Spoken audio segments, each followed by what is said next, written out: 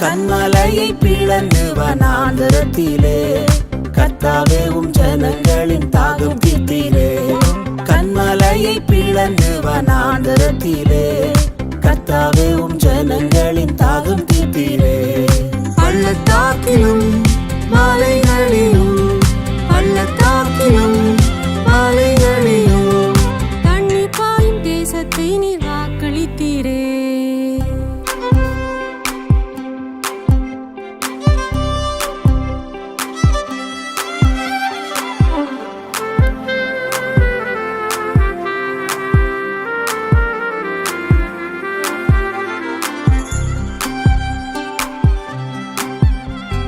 ஜீவ தண்ணீராம் இந்த நல்ல கர்த்தரே, ஜீவ ஊற்றினால் என்னை நிறைத்திடுவீர். ஜீவ தண்ணீராம் இந்த நல்ல கர்த்தரே, ஜீவ ஊற்றினால் என்னை நிறைத்திடுவீர். கனி தந்திட நான் செழித்தோங்கிட, கனி தந்திட நான் செழித்தோங்கிட, கர்த்தரின் கரத்தில் நித்தம் கனம் பெற்றிட.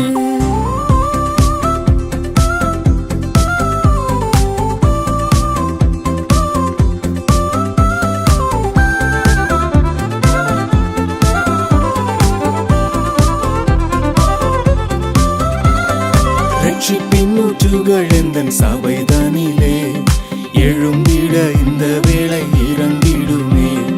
ரட்சிப்பின்னூற்றுகள் எந்தன் சபைதனிலே எழும்பிட இந்த வேளை இறங்கிடுமே. ஆத்மபாரமும் பரிசுத்தமும், ஆத்மபாரமும் பரிசுத்தமும் ஆவலுடன் பெற்றிடவே வரம் தாருமே.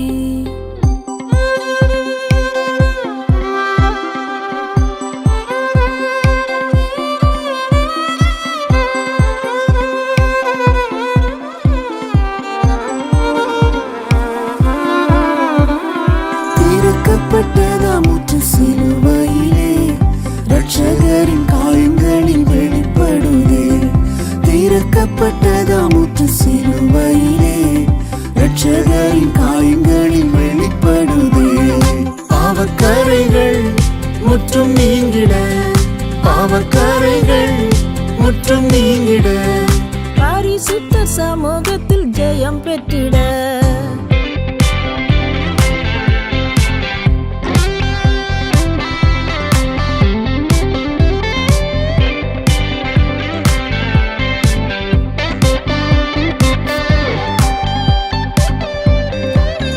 கிருபையினூற்றுகள் பெருகிடவே புதுபலன் அடைந்து நான் மகிழ்ந்திடவே.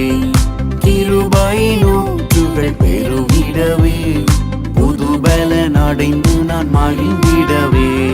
பரிசுத்தத்தை பயத்துடனே, பரிசுத்தத்தை பயத்துடனே பூரணமாக்கிட தேவ பலன் தாருமே.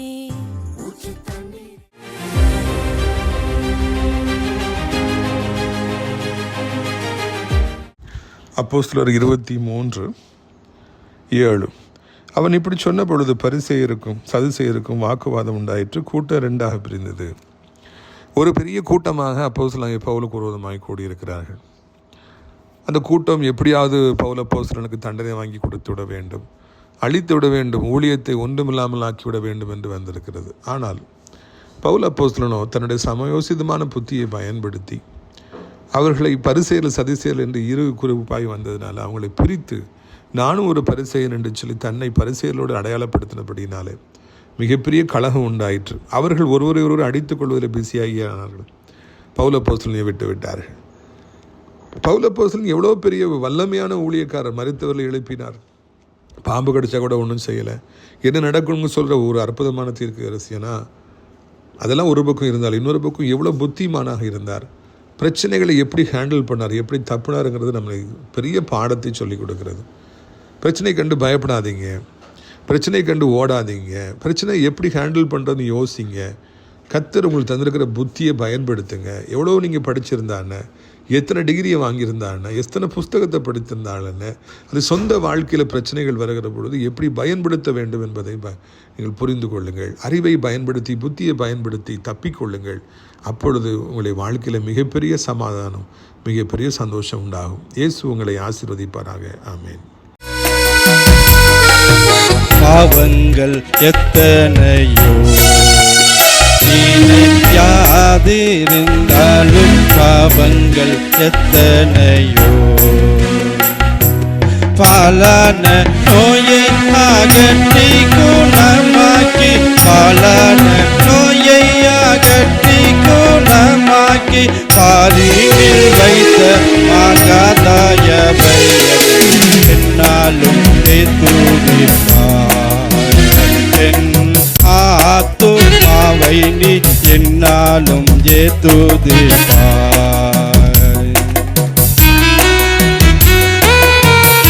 ஆண்டவரே, எத்தனை கிருபை என் வாழ்க்கையில செய்திருக்கிறீர் ஆண்டவரே, உமக்கு நன்றி தகப்பனே.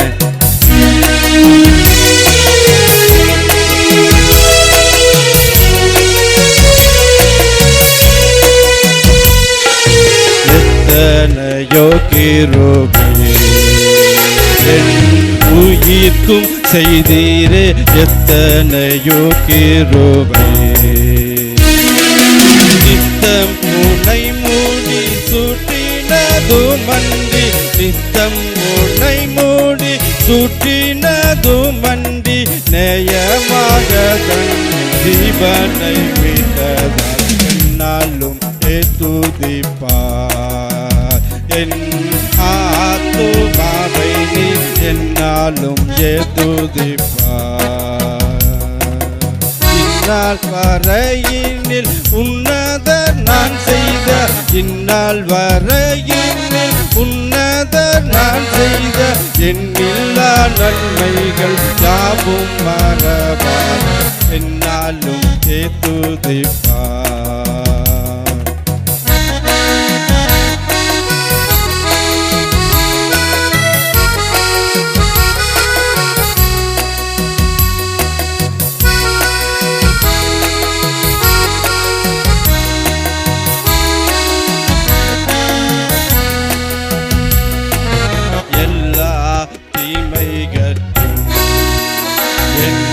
விலக்கி காத்தாரே எல்லா தீமைகட்கும்,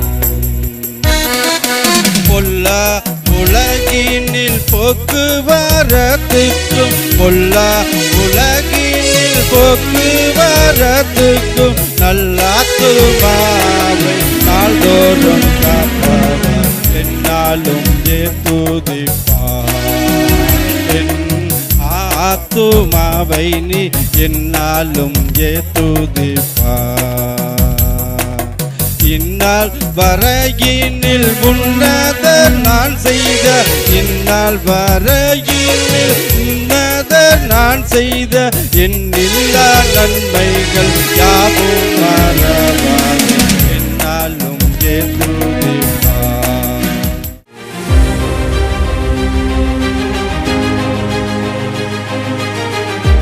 சிறியவனை பொழுதிலிருந்தும் எளியவனை குப்பையிலிருந்தும் எடுத்து உயர்த்தி ராஜாக்களோடும் பிரபுக்களோடும் பந்திருக்கச் செய்கிற அருமை ஆண்டவர் இயேசு கிறிஸ்துவின் இனிதான நாமத்தினாலே இந்த சத்தத்தை கேட்கின்ற அனைத்து தேவனுடைய பிள்ளைகளுக்கும் என்னுடைய அன்பான வாழ்த்துகள். நீங்கள் கோடா கோடியை பெருகுவீர்களாக, உங்களுடைய பிள்ளைகள் கோடா கோடியை பெருகுவார்களாக என்று வாழ்த்துகிறேன். பிரியத்துக்குரியவர்களே, நாளைய தினத்திலே கர்த்தர் சித்தமானால் நாசரேத் தேவனுடைய மாளிகையில் வைத்து நம்முடைய விடுதலை நாள் கூட்டங்கள் நடைபெறும். எவ்வளவோ ஜனங்கள் வந்து விடுதலை பெற்று செல்கிறார்கள். நீங்களும் வர வேண்டும் என்று உங்களை அன்போடு நான் அழைக்கின்றேன். நாடு மாத்திரமல்ல, சகோதரர் ஜோசப், சகோதரர் வரவேல் சேகர் ஐயா போன்றவர்களெல்லாம் இணைந்து உங்களுடைய விடுதலைக்காக கூட்டம் முடிந்த பிறகு ஜெபிப்போம்.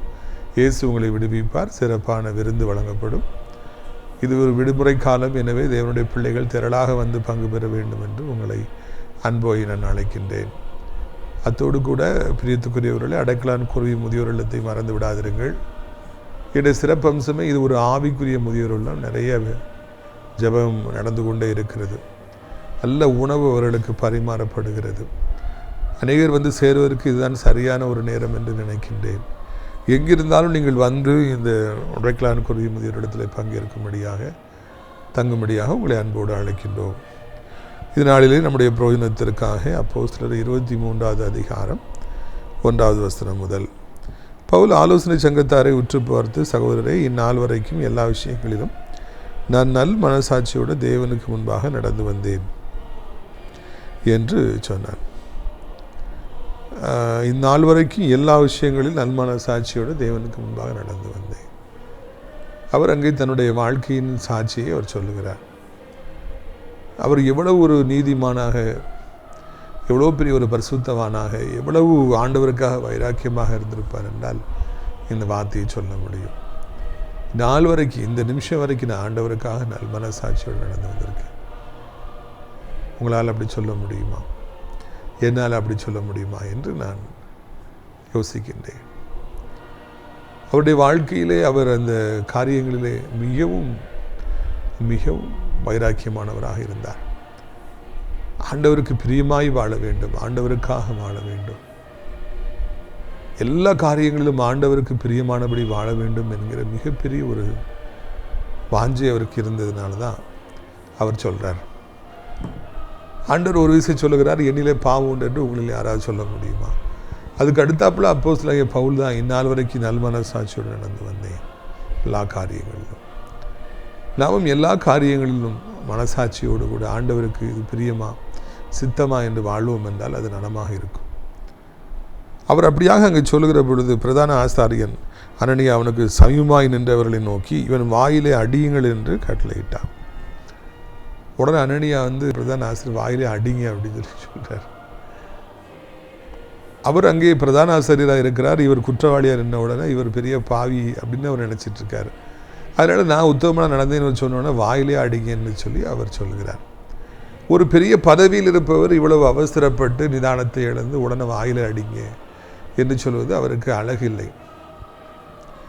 அவர் அந்த அளவிற்கு சுயநீதி உடையவராக இருந்தபடியினாலும், ப்ரிஜுடியூஸ் அவருக்குள்ளே இருந்ததுனாலும், குற்றவாளிக்குள்ளே இருப்பவங்க வந்து குற்றவாளிகளை தான் இருப்பாங்கங்கிற ஒரு எண்ணத்தில் அவர் பார்க்குறாரு. ஒருவேளை சூழ்நிலை நிமித்தமாக அவரை பிடித்திருக்கலாம், அவர் நல்லவராகவும் இருக்கலாம். நன்கு தீர விசாரித்த பிறகுதான் அவரை குற்றவாளி என்று சொல்ல முடியும். ஆனால் அவர் அதுக்கு முன்பதாகவே இவன் என்ன இப்படி பெரிய யோக்கிய மாதிரி பேசுகிறான்னு வாயில் அடிங்க என்று அவர் சொன்னாராம். விசாரிக்காதபடி, உண்மை அறியாதபடி இவன் குற்றவாளியாய்த்தான் இருப்பான், இவன் ஒரு பாவியாய்த்தான் இருப்பான் என்று நாம் நினைப்பது அது மிகவும் தவறானது என்பதை இந்த இடத்திலே நாம் காண்கின்றோம். பொதுவாகவே இன்றைக்கு ஜனங்கள் எல்லாரும் தங்களை யோக்கியர்களாகவும் பரிசுத்தவான்களாகவும் ஏனைய எல்லோரையுமே பெரிய பாவிகளாகவும் அவர்கள் நினைக்கின்றார்கள். ஆரம்ப காலத்திலிருந்தே நான் நிறைய ஊழியக்காரர்களை சந்திக்கிற பொழுது அவர்கள் தன்னுடைய கூட்டத்துக்கு வந்தால் அவன் பெரிய பரிசுத்தவான், தங்களுடைய சபைக்கு வந்தால் அவன் பெரிய ப்ரீஸ்ட், அவன் கடவுளுடைய பிள்ளை என்று சொல்கிறாங்க. ஆனால் அவங்கள விட்டு வேற ஒரு ஊழியத்துக்கு போயிட்டாங்க அப்படின்னா, இல்லை வர நிப்பாட்டினாங்கன்னா அவன் பெரிய பாவி, அவன் பெரிய யோக்கியம் அப்படின்னு சொல்லி அவர்களை குறித்து அங்கே தவறானபடிக்கு அவர்கள் பேசுவதை பார்க்கின்றோம். என் கூட இருந்தானா பரிசுத்தவான், வெளியே போயிட்டானா பாவி. இன்னும் பெரிய பெரிய ஊழியக்காரர்கள்லாம் தாங்கள் மாத்திரம்தான் பரிசுத்தவான் என்று, தாங்கள் செய்வதுதான் ஊழியம் என்று தவறாக நினைத்து கொண்டு ஏனைய ஊழியக்காரர்களையும் ஊழியங்களையும் கள்ளத்திற்குதரிசிகள் என்று சொல்வதை பார்க்கிறோம். அது அவருடைய அறியாமையை காட்டுகின்றது. நாம் மாத்திரம்தான் பரிசுத்தவானாக இருக்க வேண்டும் என்றல்ல, ஆண்டவர் யாரை வேண்டும் என்றாலும் அவர் பரிசுத்தவானாக வைத்திருப்பார். நாம் செய்வது மாத்திரம்தான் ஊழியம் என்று இருக்க வேண்டுங்கிற அவசியம் இல்லை. அவர் கல்லை வேண்டும் என்றாலும் ஊழியத்தை செய்ய வைப்பார். இந்த பிரதான ஆசாரியனை போல எல்லோரையும் பாவியாக பார்க்கின்ற இந்த மனநிலைமை, வாயில அடியுங்கள் என்று சொல்லுகிற அந்த மனநிலைமை நம்மை விட்டு நீங்க வேண்டும் என்று சொல்லி கர்த்தர் விரும்புகிறார். எல்லோரையும் நாம் மதிப்போம், எல்லா ஊழியக்காரர்களையும் நாம் மதிப்போம், எல்லா ஊழியங்களும் நன்றாக இருக்க வேண்டும் என்று சொல்லி நாம் ஆசைப்படுவோம். எந்த சபைக்கு சென்றால் என்ன, அவர்களும் தேவனுடைய பிள்ளைகள் தான், கிறிஸ்துவுடைய பிள்ளைகள் தான். போகிற பாதைகள் வேறு என்றாலும் சேருகிற இடம் ஒன்று தான். ஏசப்பா பிள்ளைகள்னால் அவங்க எந்த திருச்சபையை சார்ந்தவர்களாக இருந்தாலும், எந்த ஊழியத்தை சார்ந்தவர்களாக இருந்தாலும் நாம் அவர்களை நேசிக்க வேண்டும், அவர்களுக்கு கனம் செலுத்த வேண்டும், அவர்கள் நன்றாக இருக்க வேண்டும் என்று மனதில் ஆசைப்பட வேண்டும். அவர்களை நம்முடைய எதிரிகளாக நாம் பார்க்கக்கூடாது, அவர்கள் அழிய வேண்டும் என்று சொல்லி நாம் நினைக்கக்கூடாது. சந்தர்ப்பம் கிடைக்கிற பொழுதெல்லாம் அவர்களை குறித்து நாம் கேவலமாக பேசக்கூடாது.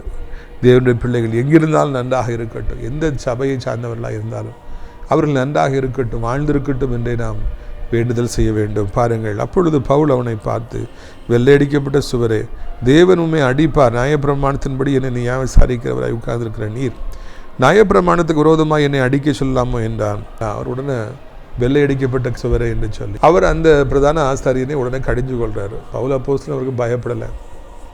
நீர் நியாயம் விசாரிக்க வருகிறீர், அதுக்கு விரோதமாக என்னை அடிக்க சொல்கிறீரே என்னன்னு சொல்லி அவர் அங்கே அந்த பிரதான ஆசாரியனுக்கு பதில் சொல்வதை பார்க்கின்றோம். இதை நாம் ஆழமாக சிந்திக்கிற பொழுது பவுல் அப்போஸ்தலனுக்கு ஆண்டவரோடு இருந்த அந்த ஐக்கியம், அந்த உறவு, பைபிளை குறித்து அவருக்கு இருந்த நாலேஜ், நான் சரியான பாதையில் தான் செல்கிறேன், பிரயாணிக்கிறேன், ஆண்டவருக்கு ஊழியந்தானே சொல்ல, இந்த மனுஷன் இப்படி சொல்கிறானேங்கிறதுனால அவர் துணிந்து எதிர்ப்பதற்கும் அவரை வெள்ளடிக்கப்பட்ட சுவரை என்று சொல்வதற்கும் தேவையான தைரியத்தை அவர் பெற்றிருந்தார் என்று நான் காண்கிறோம். உடனே நீ பிரதான ஆசிரியனே எப்படி சொல்கிறப்பான்னு கேட்குறாங்க. இவர் எனக்கு பிரதான ஆசிரியர் தெரியாதுங்க அப்படின்னு சொல்லிட்டு அவர் அந்த இடத்துல அதற்கு சரியான பதில் சொல்லி அந்த பிரச்சனையை அப்படியே அமரச் செய்வதையும் பார்க்கிறோம். ஆண்டவர் பிரதான ஆசிரியர் என்று பேசும்போது ஒரு போர்ச்சேகை வந்து சவுட்லேயே அடித்தான். இவர் சொல்கிறாரு, வாயில் அடிங்கன்னு சொல்லி ஆண்டவர் சொல்கிறாரு. நிறைய பேர் தங்களுக்கு கொடுக்கப்பட்டிருக்கிற அதிகாரத்தை, அவர்கள் கொடுத்திருக்கிற மேன்மையை தவறாக பயன்படுத்துவதை பார்க்கிறோம். அது தவறானது இல்லவே இல்லை. நமக்கு ஒரு அதிகாரம் இருக்கிறது என்றால் அதை இப்போ தவறாக பயன்படுத்தி தவறாக ஒருவரை நான் தண்டித்து விடவே கூடாது. அது மிகப்பெரிய சாபத்தை நமக்கும் குடும்பத்துக்கும் கொண்டு வந்துவிடும். அதில் நாம் கவனமாக இருக்க வேண்டும். ஒரு ஆசிரியராக இருந்தால் தவறானபடிக்கு ஒரு மாணவரை அடித்து விடக்கூடாது, திட்டி விடக்கூடாது, இல்லைன்னா மார்க்கில் கை வச்சிடக்கூடாது. அது பெரிய சாபத்தை கொண்டு வந்து விடும். அதே மாதிரி நீங்கள் வந்து ஏதோ ஒரு பதவியில் இருக்கிறீங்க, ஒரு நியாயமான ஒருவருக்கு கிடைக்க வேண்டிய வேலையை நீங்கள் தடுத்து விட்டால், நியாயமான ஒருவருக்கு ஒரு மொட்டை கடிதம் எழுதி அவரை டிரான்ஸ்ஃபர் ஆக்குறதுக்கோ வேலையை காலி பண்ணுறதுக்கோ ஒருவர் ஏதாவது செய்வார் என்றால், நிறைய பேர் அப்படி இருக்கிறாங்க. அவங்களுக்கு தண்டனை கிடைக்காமல் போகவே போகாது. ஊழியக்காரனை குறித்து நிறைய பேர் கேவலமாக பேசுகிறாங்க. அதுக்கு தண்டனை கிடைக்காமல் போகவே போகாது. இங்கே பவுல் கடிந்து கொள்கிறார், வெள்ளையடிக்கப்பட்ட சுவரை என்று சொல்லி. அதே போல் ஆண்டவரும் கடிந்து கொள்வார் என்பதை மறந்து போகவே கூடாது. நீதி நியாயம் நடக்க வேண்டும். நமக்கு இருக்கிற அதிகாரத்தை பயன்படுத்தி நாம் நியாயமான ஒருவருக்கு வரவேண்டிய நன்மைகளை தடை செய்கிற பொழுது, தேவனுடைய பிள்ளைகளுக்கு வரவேண்டிய நன்மைகளை தடை செய்கிற பொழுது ஆண்டவர் கடுங்கோபம் கொள்கிறார். ஆண்டவர் அவர்களுக்கு விரோதமாக எழும்புகிறார் என்பது இந்த இடத்துல நாம் பார்க்கிறோம். எனவே இதை இந்த இடத்துல நாம் வாசிக்கிற பொழுது பவுல் அப்போஸ்தலன் எவ்வளோ தைரியமானவராக இருந்து தன்னை குறித்து அவர் பேசினார் என்றெல்லாம் நம்மாலே புரிந்து கொள்ள முடிகிறது. 6ஆம் வசனத்தை பாருங்கள். பின்பு அவர்களில் சதுசேயர் ஒரு பங்கும் பரிசேயர் ஒரு பங்குமாக இருக்கிறார் என்று பவுல் அறிந்து, சகோதரரே, நான் பரிசேயனுடைய மகனுமாக இருக்கிறேன். மருத்துவருடைய உயிர்த்தெழுதலை பற்றிய நம்பிக்கை குறித்து நான் நியாயம் விசாரிக்கப்படுகிறேன் என்று ஆலோசனை சங்கத்தில் சத்தமிட்டு சொன்னான். உங்களுக்கு எப்பவுமே தெரியும், பரிசேயர்கள் சதுசேயர்கள், அந்த ரெண்டு குரூப்பும் சேர்ந்து அவங்க எப்பவுமே இருப்பாங்க. ரெண்டு பேருமே பைபிளை நல்லா படித்தவங்க. அவங்களுக்கு தெரியாது எதுவுமே கிடையாது, எல்லாம் ஃபிங்கர் டிப்ஸில் வச்சுருப்பாங்க. இவங்க தான் முக்கியமாக ஆண்டவரை எதிர்த்தவங்க, ஆண்டவர் மேலே பொறாமல் கொண்டவங்க, ஆண்டவர்கிட்ட குற்றம் கண்டுபிடிக்கணும்னு சொல்லி வந்தவங்க. இப்போ பவுல் அப்போஸ்தலன் ஆண்டவருடைய காலத்துக்கு பிற்பாடு இயேசுவை இரட்சகர் 2 பிரசங்கம் பண்ணவுடனே இவங்கெல்லாம் அரெஸ்ட் பண்ணிடுறாங்க. நியாயம் விசாரிக்கிற இடத்துக்கு வந்திருக்காங்க. நியாய சபை முழுக்க பரிசேயர் சதுசேயர் நிறைஞ்சிருக்காங்க. இதை பவுல் கண்டுபிடிக்கிறார். உடனே அவர் எஞ்சி சொல்கிறார், நான் பரிசேயனுக்கு மகனாய் பிறந்தவனும் இருக்கிறேன்னு சொல்லிட்டு அவர் ஒரு பாயிண்ட் சொல்கிறார். இயேசு உயிர்த்தெழுந்தாருங்கிறத அவர் சொல்லாமல், நான் மரித்தோர் உயிர்த்தெழுவாங்கிற நம்பிக்கையில் பேசுனதுனால தான் இன்றைக்கி நியாயம் விசாரிக்கப்படுகிறேன். இந்த இடத்துல பவுல் அப்போஸ்தலனை பாராட்டுவதற்கு வார்த்தைகளே இல்லை. இரண்டால் சபை 2ஆக இருக்கிறது, பரிசேயர் சதுசேயர்கள். அவர்களை பிரிக்கின்றார், அவர்களுக்குள்ளே சண்டை ஏற்படுத்துகின்றார். நான் பரிசேயன், அதனால தான் பிடிச்சிருக்காங்க, உயிர்த்தெழுத நம்பிக்கை தான் பிடிச்சிருக்காங்கன்னு சொன்னோடனே அங்கே பயங்கரமான ஒரு கலகம் உண்டாயிற்று என்று நான் காண்கின்றோம். அதுக்கு முக்கிய காரணம் பரிசேயர்கள் உயிர்த்தெழுதல் உண்டு என்று நம்புகிறாங்க. சதுசேயர்கள் மறுத்ததுக்கு அப்புறம் உயிர்த்தெழுதல் கிடையாது, அதோட முடிஞ்சு போச்சுன்னு நினைக்கிறாங்க. இந்த கோர் பாயிண்ட்டை இவர் பிடிச்சிக்கிட்டு, நான் அப்படி இயேசு உயிர்த்தெழுந்தாருன்னு சொல்லி தான் நான் வந்தேன், அதனால தான் என்னை பிடிச்சிருக்காங்கன்னு சொல்லி அவர் சொல்கிறார். அங்கே என்ன ஆச்சு பாருங்கள். ஆகையால் மிகுந்த கூக்குரல் உண்டாயிற்று. பரிசேயர் சமயத்தாரான வேத பாரசீகர்கள் எழுந்து, இந்த மனுஷனிடத்தில் ஒரு பொல்லாங்கியும் காணும், ஒரு ஆவி அல்லாத ஒரு தேவ தூதனும் பேசிடாதது உண்டானால் நான் தேவனுக்கு விரோதமாய் போர் செய்வது தகாது என்று சொல்லி வாதாடினார்கள். பயங்கர கலகமே உண்டாயிருது. இவங்களுக்கு விரோதமாக அவங்க வந்துச்சிடுறாங்க. பரிசேயருக்கு விரோதமாக சதுசேயர், சதுசேயருக்கு விரோதமாக பரிசேயரில் ஒன்று சேர்ந்துட்டு பவுலை விட்டுருங்க, அவர் என்ன தப்பு பண்ணார் அப்படின்னு சொல்லிட்டு அவர் சப்போர்ட்டாக வந்துடுறாங்க. சதுசேயர் அது எப்படி விடலான்னு சொல்லி சண்டை போடுறாங்க. அவங்களுக்குள்ளே ஒரு பயங்கரமான ஒரு பிளவு உண்டாயிடுச்சு. அது வரைக்கும் அங்கே பவுலை குறிவைத்தார்கள், பவுலை குற்றம் சுமத்துறாங்க. இப்போ இவங்கள சண்டை போட வச்சுருந்தார் பவுல். அதுக்கப்புறம் இவங்க 2 பேருக்குள்ளே ஒரு பெரிய கலகம் வந்து விட்டது. எந்த அளவிற்கு பவுல் அப்போஸ்தலனுக்கு புத்தி இருந்தது என்று காண்கிறோம். இவங்களுக்கு சண்டை இழுத்து விடுங்கிறதெல்லாம் அவருடைய நோக்கம் அல்ல. அந்த இடத்துல இந்த பிரச்சனையிலிருந்து தப்ப வேண்டும், அதுக்கு என்ன செய்ய வேண்டுமோ அதை அவர் செய்தார். எவ்வளவு அறிவு அப்போஸ்தலனாகிய பவுலுக்கு இருந்தது என்று இந்த இடத்துல காண்கிறோம். இந்த பிரச்சனை வந்து அப்படியே முடியுது. இவரை வந்து அப்படி அடிக்கிற அளவுக்கு சதுசேயர்கள் வந்துடுறாங்க, பரிசையில் அடிக்கக்கூடாதுங்கிறாங்க. பயங்கர சண்டை அவங்களுக்குள்ள வந்துடுது. ஒரு பெரிய கழகத்தை அங்கே பவுல் அப்போஸ்தலன் உருவாக்கினார். ஏனென்றால் அவர்களுக்கு நன்றாக தெரிந்திருந்தது இவர்கள் இப்படிப்பட்ட பிரிவினை உடையவர்கள் என்று சொல்லி. இது நான் வாசிக்கும் பொழுதுலாம் யோசிப்பேன், பவுல் அப்போஸ்தலனுக்கு எவ்வளோ அறிவு இருந்தது. நமக்கு நிறைய நேரங்களில் வாழ்க்கையில் அறிவே இருக்கிறதில்ல. நமக்கு அறிவு இருந்திருந்தால் நம்ம வாழ்க்கையில் எவ்வளவோ காரியங்களை நம்ம தப்பியிருப்போம், நம்ம நிதானித்திருப்போம், வெற்றி பெற்றிருப்போம். நம்ம வந்து என்ன சாப்பாடு கிடைக்கும் இன்னைக்கு, அதுதான் நம்ம சிந்திக்கிறோம். எப்போ படுத்து ரெஸ்ட் எடுக்கலாம், அதுதான் நமக்கு சிந்தனையாக இருக்குது. ஊழியக்காரர்கள் எப்போ ஊழியத்துக்கு போகலாம் அப்படின்னு சொல்லி நினைக்கிறாங்க, பைபிள் வாசிக்கலாம்னு நினைக்கிறேன். ஆனால் அதை அப்ளை பண்ண வேண்டும் என்பது அநேகருக்கு தெரியவில்லை. வாழ்க்கையில் அப்ளை பண்ணணும். பிரச்சனைகள் வருகிற பொழுது, எதிர்ப்புகள் வருகிற பொழுது, நெருக்கடிகள் வருகிற பொழுது, போராட்டங்கள் வருகிற பொழுது நாம் வாழ்க்கையில் எப்படி அதை ஹேண்டில் பண்ண வேண்டும் என்பதை பவுல் அப்போஸ்தலன் சொல்லிக் கொடுக்கின்றார். ஏட்டு சுரைக்காய் கறிக்கு உதவாது என்று சொல்லி சொல்லுவார்கள். நிறைய படிப்பு இருக்கிறதுனால பிரயோஜனமே இல்லை. பிரச்சனைகள் வருகிற பொழுது அதை ஹேண்டில் பண்ணுவதில் தான் நமக்கு எல்லாமே இருக்கிறது. அதுதான் ரொம்ப முக்கியம். அப்போ தான் நம்ம படிப்பு நமக்கு ஹெல்ப் பண்ணுது, அப்போ தான் அறிவு ஹெல்ப் பண்ணுது, அப்போ தான் ஆண்டவர் ஞானம் நமக்குள்ளே வருகிறது. சாலமோன் ராஜா ஒரு பிள்ளைக்கு 2 தாயார்கள் உரிமை கொண்டாடுகிற பொழுது எது உண்மையான தாய் என்று கண்டுபிடிக்க முடியாத ஒரு பயங்கரமான ஒரு சூழ்நிலை உருவாகுது. ஆனால் அவருக்குள்ள இந்த அறிவை அவர் பயன்படுத்துகிறார், அப்ளை பண்ணுறார். உழுது 2 வெட்டி கொடுங்க அப்படிங்கிறாரு. உடனே உண்மையான தாய் அல்றா, வேண்டாம் வேண்டாம் வெட்டாதீங்க, அவட்டே கொடுத்துருங்க அப்படிங்கிறா. பொய்யான தாய் வந்து இல்லை வெட்டுங்க, 2 பிரித்து கொடுத்துருங்கன்னு சொல்கிறா. உடனே அவர் கண்டுபிடிக்கிறார், நீ தான் உண்மையான தாய், நீ பொய்யான தாய் என்று. எவ்வளவு அறிவு அதை அவர் அந்த நேரத்தில் பயன்படுத்தினார். அறிவு இருப்பது பெரிய காரியம் அல்ல, அது நம்முடைய வாழ்க்கை பிரயாணத்தில் ஒவ்வொரு நாளும் நாம் பயன்படுத்துவதற்காக அழைக்கப்படுகிறோம். பிரிவினை உண்டாக்கலாமா, கலகத்தை உண்டாக்கலாமா, பவுல் அப்போஸ்தலன் செஞ்சது நியாயமா என்று ஒருவேளை சில எண்ணங்கள் நமக்குள்ளே எழக்கூடும். தவறே அல்ல. அவர் அங்கே தனி மனுஷனாக நிற்கிறார், இவங்க ஆயிரக்கணக்கில் நிற்கிறாங்க. எப்படி அதிலிருந்து தப்புவது? அடுத்தாப்புல அவர் வேறு காரியங்களை சொல்லவில்லை, உண்மைதானே சொல்கிறார். நான் இயேசு உயிர்த்தெழுந்தார், அதை குறித்து பேசுனதுனால தான் இன்றைக்கி நியாயம் விசாரிக்கப்படுறேன், குற்றவாளி கூண்டலில் நிற்கிறேன். அதனால் அது சபையை பிரிஞ்சு அவருக்கு விரோதமாக யாருமே நிற்க முடியாத ஒரு சூழ்நிலையை அந்த அவருடைய அறிவு அவருக்கு உண்டாக்கி கொடுத்தது என்று காண்கிறோம். அறிவை பயன்படுத்துங்கள், சூழ்நிலையை நிதானியுங்கள், மனிதர்களை நிதானியுங்கள், பிரச்சனைகளை நிதானியுங்கள்.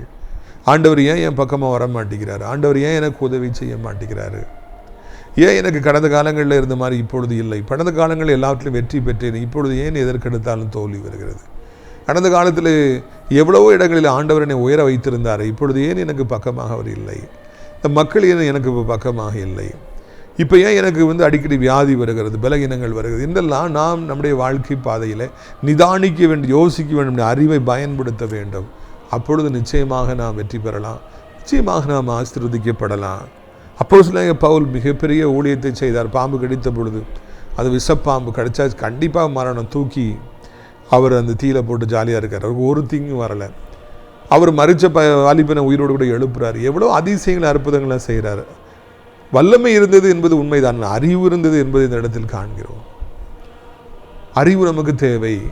ஆவிக்குரிய பிள்ளைகளுக்கும் அறிவு தேவை. பிஸ்னஸ் பண்ணலாம், டீச்சராக இருக்கலாம், ப்ரொஃபஸராக இருக்கலாம், பேங்கராக இருக்கலாம், கடை வச்சுருக்கலாம், நாள்தோறும் வேலை செய்கிற கொத்தனாராக இருக்கலாம், ஆட்டோ ஓட்டலாம், யாருனாலும் இருக்கலாம். நீங்கள் உங்களுக்கு அறிவு தேவை என்பதை புரிந்து கொள்ளுங்கள். யார் எப்படிப்பட்டவங்க, யார்கிட்ட எப்படி நடந்து கொள்ளணும், யாரை நம்ம பக்கமாக இழுக்கணும், யாரை நம்மளை விட்டு தூரமாக வச்சுருக்கணும், எல்லாவற்றையும் கற்றுக்கொள்ளுங்கள்.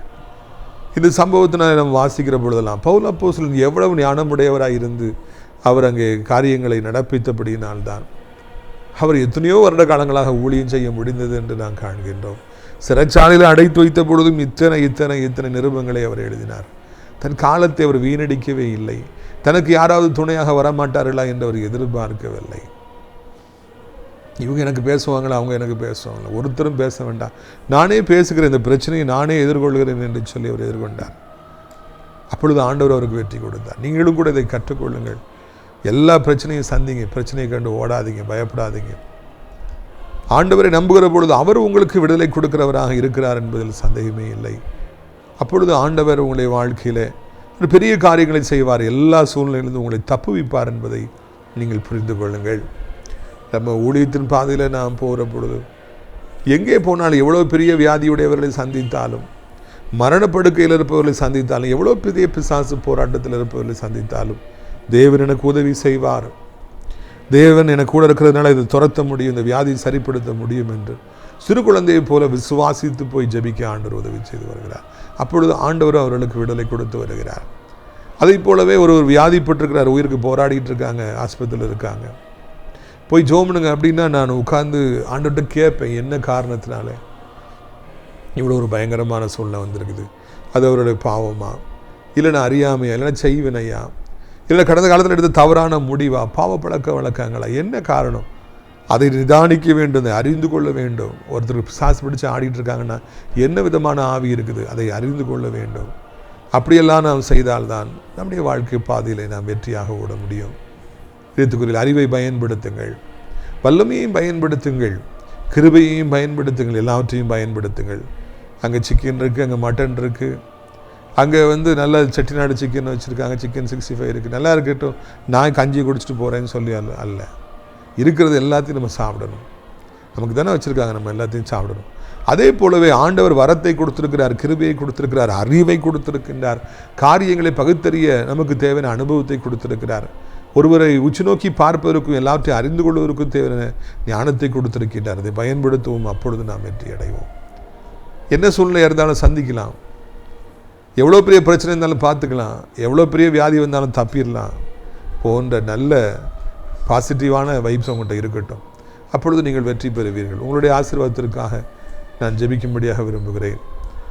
எல்லோரும் சேர்ந்து ஜெபிக்கலாமா? கண்களை மூடுவீர்களா? ஜெபிக்கலாம். அப்பா பிதாவே, வானத்துக்கு பூமிக்கும் ஆண்டவரே, அப்போஸ்தலன் பவுல் எவ்வளவு ஞானமுடையவராக இருந்தார். ஆண்டவர் எவ்வளவு அழகாக பிரச்சனையை ஹேண்டில் பண்ண, வயலை அடிக்கணுன்னா எப்படி அதை எதிர்த்து பேசினார்.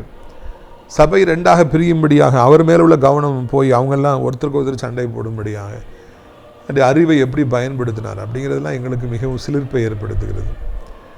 ஆண்டவரே, இந்த உலகத்தில் வாழ்வதற்கு, வெற்றியுள்ள வாழ்க்கை வாழ்வதற்கு கர்த்தாவே எங்களுக்கு எவ்வளவு ஞானம் தேவை, புத்தி தேவை என்பதையெல்லாம் ஏற்கனவே வாழ்ந்த வீரதீர புருஷர்கள், கதாநாயகர்கள், ஆண்டவரை விசுவாச தகப்பன்மார்கள் எங்களுக்கு கற்றுக் கொடுக்குறாங்க. எங்களுக்கு அறிவு இருக்குது, அதை பயன்படுத்த உதவி செய்யுங்க, விசுவாசிக்க உதவி செய்யுங்க, எல்லாவற்றையும் ஊடுருவி பார்க்கிற கண்களை எங்களுக்கு தாருங்க, எந்த இடத்துல எதை பேசணுங்கிற வாயை எங்களுக்கு கற்றுத்தாருங்க.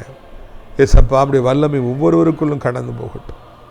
ஒவ்வொருவரையும் கர்த்தாவே நீர் சந்தியும், ஒவ்வொருவருக்கும் நீர் உதவி செய்யும். இயேசுவின் நாமத்தினால எல்லா இருளும் காரிருளும் நீங்கட்டும். அப்பா, வியாதிப்பட்டு மருத்துவமனையில் பல நாட்களாக உயிருக்கு போராடி கொண்டிருக்கிற பிள்ளைகளுக்காக ஜெபிக்கிறோம்.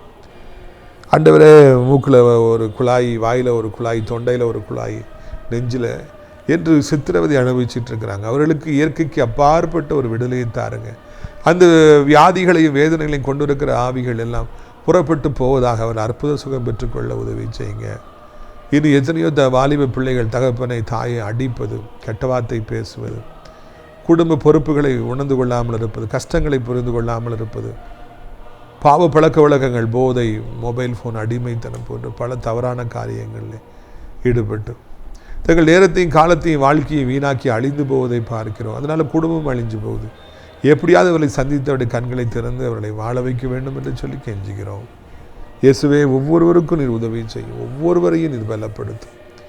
என்ன வியாதியாக இருந்தாலும் இப்பொழுது இயேசப்பாவுடைய நாமத்தினாலே அப்படியே அது ஒன்றுமில்லாமல் போகட்டும். ஆண்டவரே, நம்முடைய பிள்ளைகளுக்கு ஒவ்வொருவருக்கும் ஞானத்தையும் புத்தியும் நீத்தார். இயேசப்பா, அந்த வேதனைகள் மறையட்டும், தூக்கம் வராதவருக்கு நல்ல தூக்கம் வரட்டும். உலகமே தூங்கும்போது அவன் தூங்காமல் இருந்தால் எப்படி? தேவையில்லாமல் தூங்கிக்கிட்டே இருக்கிறாங்க ஒரு சிலர். எப்போ பார்த்தாலும் தூக்கம், அது பெரிய சாத்தான், அது பெரிய பிசாசனுடைய தந்திரம், அது நாசமாய் போட்டு தேவையற்ற தூக்கங்களை நிறுத்துவீராக. தூங்காமலே இருப்பது பெரிய ஆபத்து ராஜா. தூக்கம் வர அவங்களுக்கு நல்ல தூக்கத்தை தருவீராக. பசி இல்லாமல் இருக்கிறது மிகப்பெரிய ஆபத்து, பசியை தாரும். சாப்பாடு செரிமானம் இல்லாமல் இருப்பது மிகப்பெரிய ஆபத்து, நல்ல செரிமானத்தை தாரும். வயதான காலத்தில் வருகிற எல்லா வியாதிகள், பலகீனங்களை அவர்களை விட்டு நீங்களாக்கி காத்துக்கொள்ளுங்க. பெரியவர்கள் கீழே விழுந்து விடாதபடி 2 கைகளால் ஏந்தி கொள்ளுங்க. ஆயுசு காலம் பெருகட்டும். ஆண்டவரே, இப்போ கீழே விழுந்து இடுப்பில் அடிபட்டு முதுகில் அடிபட்டு படுக்கையில் இருக்காங்கிற பேச்சே இருக்கக்கூடாது. ஆண்டவரே, நீர் அப்படிப்பட்டவர்கள் உதவிச்சு. ஏற்கனவே கீழே விழுந்து படுக்கையில் இருப்பாங்கன்னா கால் கையை சரியாக்கி அவர்களை மறுபடியும் எழுப்பி நிறுத்த வேண்டும். செயல்படாத அவயங்கள் செயல்படுவதாக, உடைந்திருக்கிற எலும்புகள் ஒன்று சேருவதாக, உழந்த எலும்புகள் உயிரடைவதாக. தகப்பனே தகப்பனே, பல வருடமாய் திருமணமாகாமல் குழந்தை இல்லாமல் ஆண்டவர் நல்ல காரியம் நடக்கலையே இயக்கத்தோடு இருப்பவர்களுக்கு ஒரு அற்புதத்தை இப்பொழுதே செய்து சந்தோஷப்படுத்த வேண்டும் என்று கெஞ்சுகிறோம். ஆண்டவரே, நீர் வழி நடத்தும். ஆண்டவரே, நீர் பெரிய காரியங்களை செய்யும். ஆண்டவரே, நீருடைய பிள்ளைகளுக்கு தேவையான எல்லா விதமான அற்புதங்களையும் செய்து அதிசயங்களை செய்து நீர் சந்தோஷப்படுத்த வேண்டும் என்று கெஞ்சுகிறோம். இசப்பா, வேலை வாய்ப்பு இல்லை, வருமானம் இல்லை, கடன்களை தாங்க முடியல, எல்லா பக்கமும் கடனாக இருக்குது, எனக்கு வருமானமே கிடையாது, என்ன பண்ணுவேன், கடன்காரங்க கேவலமாக பேசுகிறாங்க, தாங்க முடியல, பிள்ளைகள் அது வேணும் இது வேணும் கேட்குது, வாங்கி கொடுக்க முடியல, ஐயோ நான் என்ன செய்வேன்ற ஆண்டவர் அங்கலாய்க்கிற பிள்ளைகளுக்கு ஒரு அற்புதத்தை செய்யுங்க. அப்படி செய்வது எவ்வளோ லேசான காரியம். என்ன தேவையாக இருந்தாலும் சந்திக்கப்படுவதாக, எவ்வளோ பெரிய வட்டி கடனாக இருந்தாலும் அடைக்கப்படுவதாக, வழி இல்லாதவர்களுக்கு ஒரு வழியை உண்டாக்கி தந்ததாகும். நிரந்தரமான வருமானத்தை ஏற்படுத்தி தாரும். ஒரு கேரி நீரூற்று வற்றி போனால் சாரி பார்த்துங்கிற ஊரை காண்பியும். ஆண்டவரை, பிள்ளைகளுக்கு ஒரு வாசல் அடைக்கப்பட்டால் இன்னொரு வாசலை திறந்து தார். ஆண்டவரே, என் தகப்பனே, இந்த நாளிலும் கூட உலகம் இருக்கிற அத்தனை மக்களுக்காக, அத்தனை நாடுகளுக்காக, இந்திய தாய் திரண்ட அனைத்து மக்களுக்காக ஜெபிக்கிறோம். அனைவரையும் ஆசிர்வதி. முக்கியமாக தேவனுடைய பிள்ளைகள், ஊழியக்காரர்கள், ஆண்டவரே, அவர்கள் யாராக இருந்தாலும் சரி, ஞாயிற்றுக்கிழமை சர்ச்சுக்கு போகிறாங்க, வீட்டில் கிறிஸ்தவ பாட்டு தான் போடுவாங்க, வசனங்களை தான் எழுதி போட்டிருப்பாங்க, சார்லையும் வசனத்தை தான் எழுதி போட்டு, அவர்களுக்கு விசேஷித்த ஆசீர்வாதங்களை தன் வைக்கப்படவே கூடாது. 12th ஸ்டாண்டர்ட் முடித்து பாஸ் ஆகிருக்கிற பிள்ளைகளுக்கு எந்த காலையில் படிக்கிற ஞானத்தை தாரும். அந்த தேவைகளை சந்தையும். வளைகுடா நாடுகளில் காணப்படுற யுத்தங்கள் ஓய்ந்து வேலை இழந்து போனவர்கள் மறுபடியும் வேலையை பெற்றுக்கொள்ள சுகமாக வாழ உதவி செய்யுங்க. கிருபை தாங்கட்டும். ஏசப்பா, ஆண்டவர் நம்முடைய ஊழியத்தின் ஆசிரியர் திராட்சைப்பழ தோட்ட ஊழியத்தை நேசிக்கிறேன். நாள்தோறும் நிகழ்ச்சியை பார்க்கிற, அறிமுகப்படுத்துகிறேன். அடைக்கலான்குரிய முதியோரிடத்தை ஜெபத்தினால காணிக்கையாலும் தாங்கிற ஒவ்வொரு நல்ல உள்ளத்தையும் ஆசீர்வதிங்க. அடைக்கலான்குரிய முதியோரிடத்தில் தங்க ஏராளமான இடங்கள் உண்டு. ஏராளமான ஜனங்களை அழைத்து கொண்டு வருகிறார்கள். ஆண்டவரே, இந்த சத்தத்தை கேட்ட பிள்ளைகள், சேர்ந்து ஜெபித்த பிள்ளைகள், நம்முடைய ஊழியத்தை நேசிக்கிற பிள்ளைகள் எல்லாரும் இன்று மேற்கொண்டு ஆசீர்வாதமாக இருப்பார்களா? கர்த்தர் மகிமைப்படுகிறார். இயேசுவின் மூலம் ஜெபிக்கிறோம் நல்ல பிதாவே, ஆமென். என் ஆத்துமாவே கர்த்தரை ஸ்தோத்திரி, என் முழு உள்ளமே அவருடைய பரிசுத்த நாமத்தை ஸ்தோத்திரி. என் ஆத்துமாவே கர்த்தரை ஸ்தோத்திரி, அவர் செய்த சகல உபகாரங்களையும் நீ ஒரு பொழுதும் மறவாதே. நம்முடைய கர்த்தராகிய இயேசு கிறிஸ்துடைய கிருபை, பிதாவாகிய தேவனுடைய அன்பு, பரிசுத்த அந்யோன்யமில்லாத பிரசன்னம் உங்கள் அனைவரோடும் இன்றைக்கு சில காலங்களில் நினைத்திருப்பது. Hallelujah, hallelujah. God bless you.